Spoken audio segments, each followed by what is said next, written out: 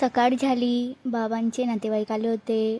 हा बघा ओंबड्या, ही आजी, ही दुसरी आजी आणि इथं हे दोघांची मस्ती चालू होती. पसारा मांडून ठेवला होता सगळा आणि इथे आला पाणीवाला. बाबांनी पाणी भरलं. मग या दोघांनी जेवण केलं. जेवण करता करता हा बघा कसा बघत होता.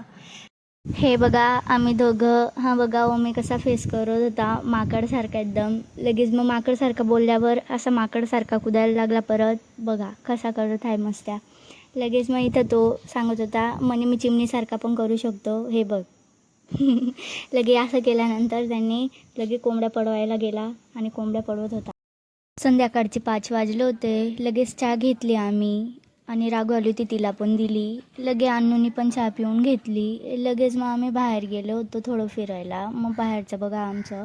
लगे इथं अन्नू अशी चाडे करत होती वेडीसारखी. तर आजचा व्लॉग इथेच संपतो आहे. Bye bye.